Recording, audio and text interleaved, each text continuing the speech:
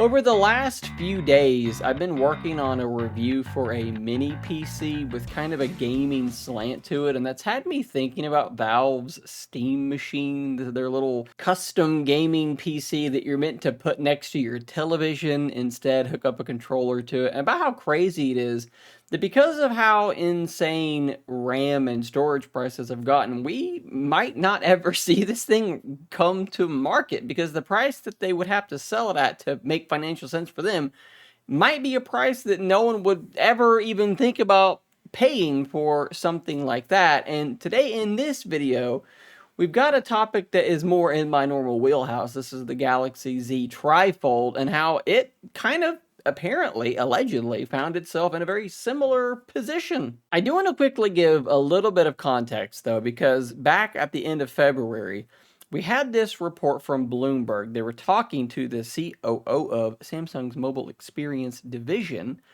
and he made it very clear that a TriFold 2 may very well never come. It's something that they had not decided on. Troy actually joked that when they started working on the TriFold, he was the head of R&D. It was not a project that he wanted to do because the engineering complexity was so great. There were so many custom components. It was just kind of a daunting task. He straight up said, now we wonder, should we develop a new one? We have not made that decision yet. This was a device that is very difficult to make. It is very expensive to make, and because of that, the price has to be quite high. They have other logs in the fire with the Z Fold 8 and the wider version of the Z Fold 8, which is probably coming around the same time as well. Apple entering the foldable space. Is this the time to be working on a TriFold 2?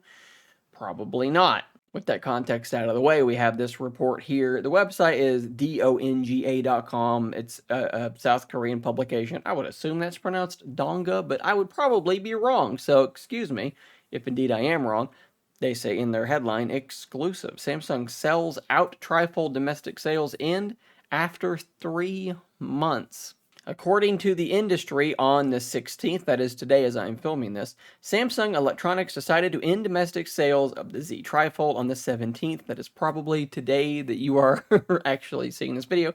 It's been about 3 months and the product was officially launched on December 12th last year. Now, why are they doing this? The industry cites the high cost burden as the background to Samsung's decision to stop sales. The price of key components such as DRAM, NAND flash, that's your storage, and application processor has risen significantly. So even if sales continue, it is hardly profitable. So this needs a little bit more context, oddly enough. Because there was another report from another South Korean publication called The Bell. This was the day before Christmas.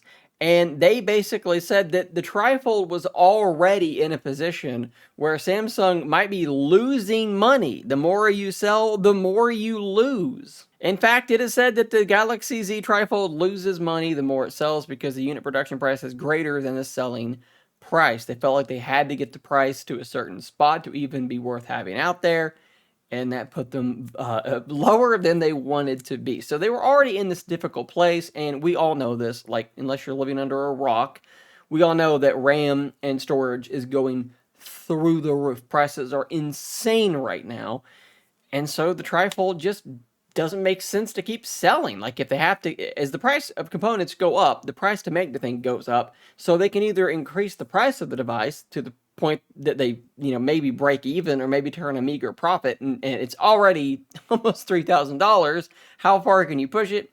So Samsung is saying, look, we're probably not making a sequel anyways.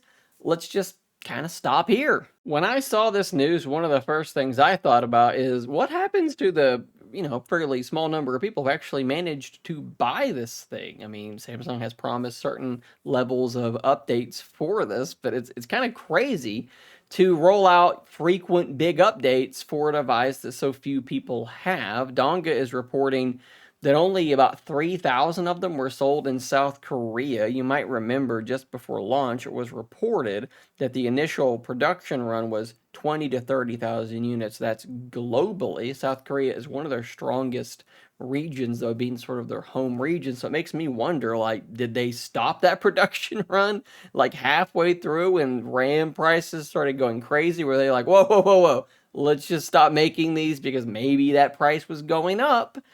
I don't know exactly how that works. Is it possible that they had secured the materials for their trifolds before the prices went up? I don't know, but it just makes me wonder. If they only sold 3,000 in South Korea, it's hard for me to believe there were 30,000 sold globally. Regardless, let's say it is 30,000. That is a very, very small number of devices to then be putting out updates for 7 years. And that is exactly what Samsung has promised. So that kind of is interesting for me to think about in my head. Something that had sold so few, getting 7 years of updates. But then the next thing that kind of comes to mind is like, why even bother making this thing in the first place? If you only ever intended to sell 30,000, that's what they thought they were going to sell. And it might end up being less than that if they did indeed manage to like cut production, or if they had to cut production.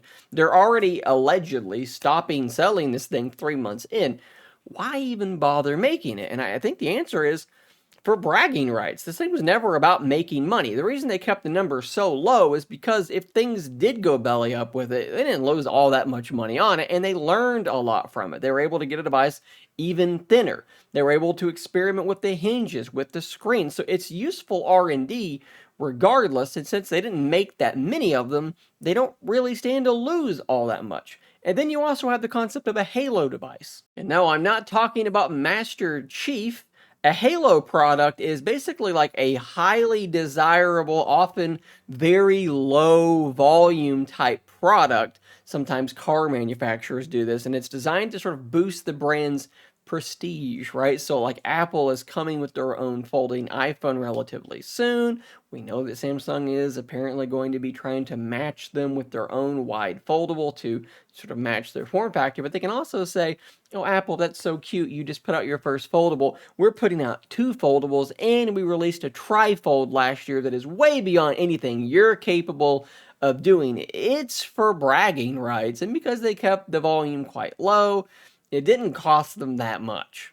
I do know for a fact, though, that some of you probably watching this video did buy a TriFold. How does this make you feel to know that you bought a device that so few people are going to have the opportunity to buy? There's part of me that kind of wants it more now because I'm like, oh man, like almost no one is going to have this thing. I kind of would like to have one now in my collection. But then there's also that fear of like, well, not very many people have it. So what happens if it breaks? What happens if it fails? Are the updates going to be the same as they would be on something like a Z Fold? There are now new concerns that sort of would be popping into my mind. So yeah, lots to think about, lots to talk about. Hit those comments down below. I'll put every source I showed you in the description down below so that you can go check those out for yourself. Subscribe for more content like this, and until next time, stay nerdy, my friends.